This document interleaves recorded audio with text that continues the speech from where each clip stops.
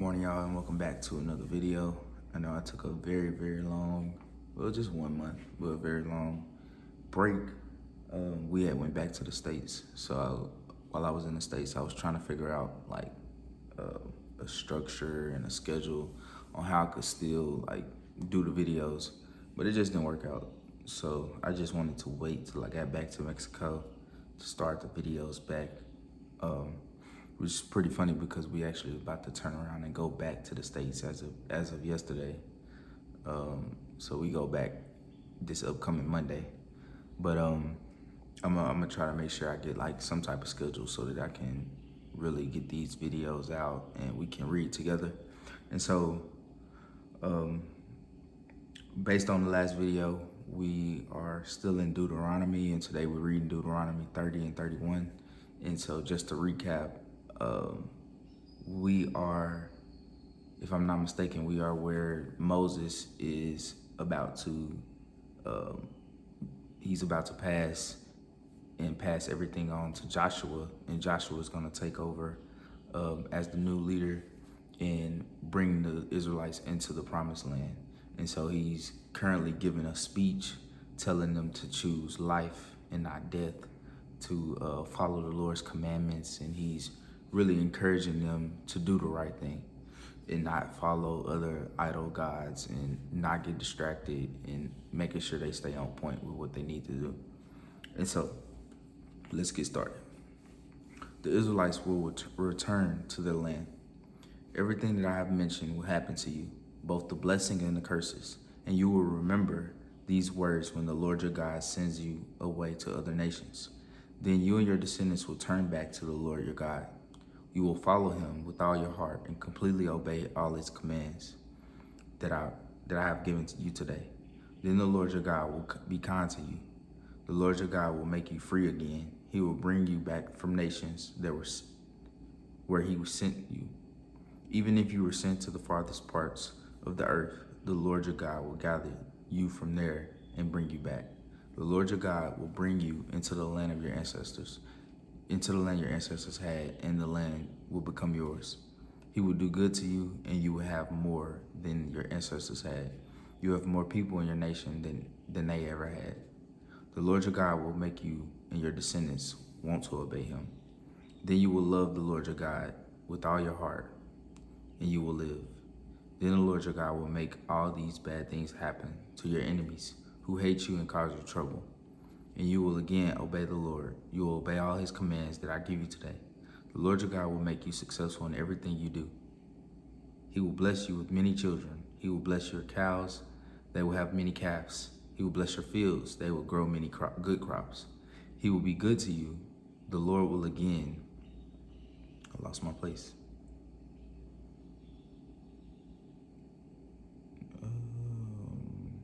He will be good to you. The Lord will again enjoy doing good for you, the same as he enjoyed doing good for your ancestors. But you must do what the Lord your God tells you to do. You must obey his commands and follow the rules that are written in the book of teachings. You must obey the Lord your God with all your heart and with all your soul. Then these good things will happen to you, life or death. This command that I give you today is not too hard for you. It is not a secret hidden in some faraway land. This command is not in heaven, so that you should say, who will go up to heaven for us and bring it to us, so that we can hear it and do it.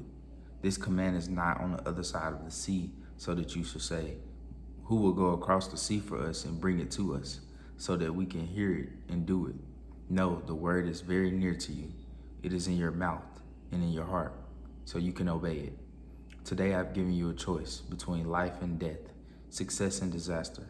I command you today to love the Lord your God. I command you to follow him and to obey his commands, laws, and rules. Then you will live, and your nation will grow stronger, and the Lord your God will bless you in the land that you are entering to take for your own. But if you turn away from your God and refuse to listen, if you are led away to worship and serve other gods, you will be destroyed. I'm warning you today. If you turn away from God, you will not live long in the land across the Jordan River that you are ready to enter and take for your own. Today I'm giving you a choice of two ways, and I ask heaven and earth to be witnesses of your choice. You can choose life or death. The first choice will bring blessing. The other choice will bring curse. So choose life. Then you and your children will live. You must love the Lord your God and obey him. Never leave him because he is your life. And he will give you a long life in that land the Lord promised to give to your ancestors, Abraham, Isaac, and Jacob. Deuteronomy 31. Joshua will be the new leader. Then Moses went and spoke these words to all the Israelites. Moses said to them, I am now 120 years old. I cannot lead you anymore. The Lord said to me, you will not go across the Jordan River, but the Lord your God will lead your people into that land. He will destroy these nations for you. You will take their land away from them. The Lord said that Joshua must lead you. The Lord destroyed Sihon and Og. He destroyed those Amorite kings, and he will do the same thing for you again. The Lord will help you defeat these nations, but you must do to them everything I told you to do. Be strong and brave. Don't be afraid of those people, because the Lord your God is with you. He will not fail you or leave you. Then Moses called Joshua. All the Israelites watched while Moses said to Joshua, be strong and brave. You will lead these people into the land that the Lord promised to give to their ancestors. You will help the Israelites take that land and divide it among them. The Lord will lead you. He himself is with you. He will not fail you or leave you. Don't worry. Don't be afraid. Moses' writes the book of teachings. Then Moses wrote the book of teachings and gave it to the priests, who are from the tribe of Levi. They have the work of carrying the Lord's box of the agreement.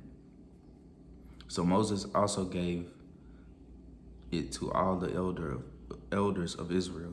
Then Moses spoke to the leaders. He said, at the end of every 7 years, in the year of freedom, read these teachings at the festival of shelters. At that time, all the Israelites must come to meet with the Lord your God at the special place he will choose. Then you must read the teachings to the people so that they can hear them.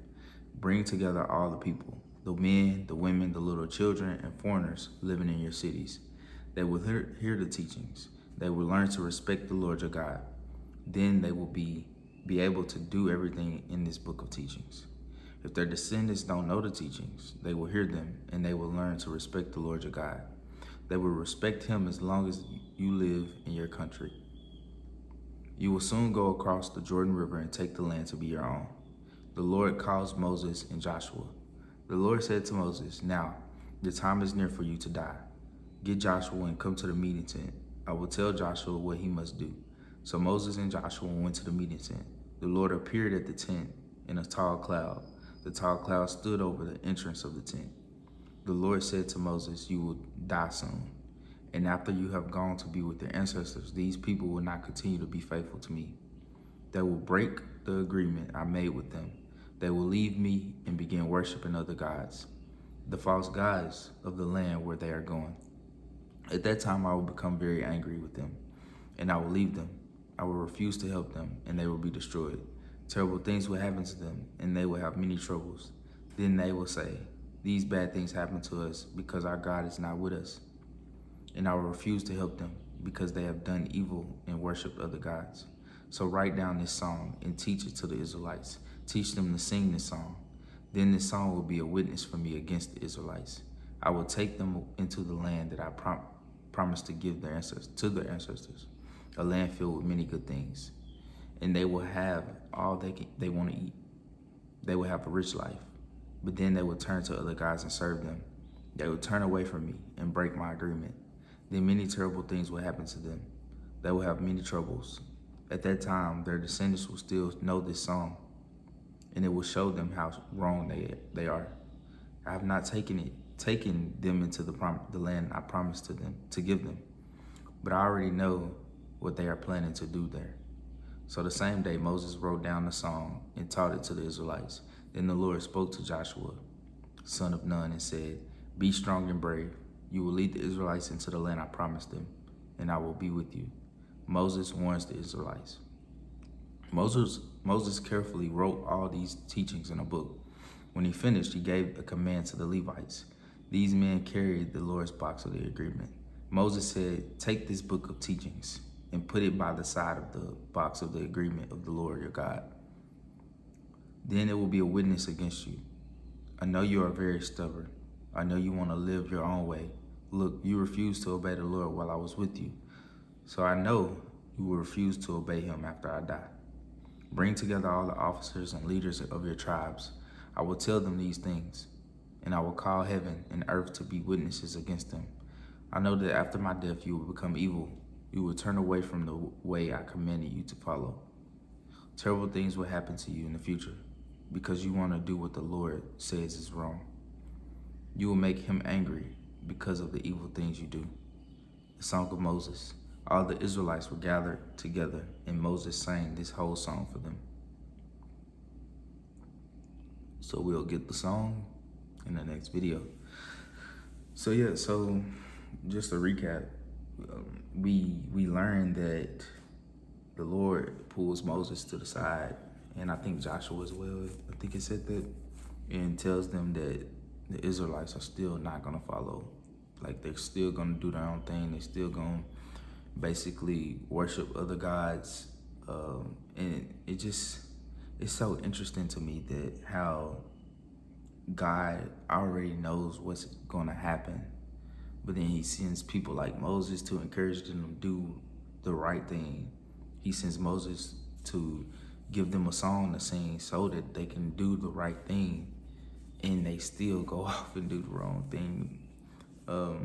It's crazy to think about. It's crazy to see, and it makes you reflect and think about your own life. That's what I get from this. It shows how disobedient we as a people are, even when we have the answers, even when God is like yearning and sending people in our life to tell us, to guide us into the right way, to nudge us into the path that we need to go. And we still have this proudness, we still have this boldness, this ego to say, I'm gonna do my own thing. Like I'm gonna figure it out my way.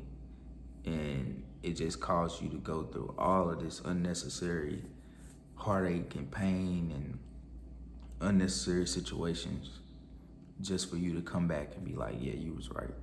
Yeah, that way was not the right way. I should have went. I definitely should have went this way. And this helps to reflect and look at your own life and see, like, it's kind of frustrating to continue to hear that the Israelites keep on being disobedient, keep not following God. But it's like, put yourself into the situation. Look at your situation in the same way. Like, what are some areas that God continues to nudge you and encourage you and send you people to help you, and you continuously disobey and do wrong?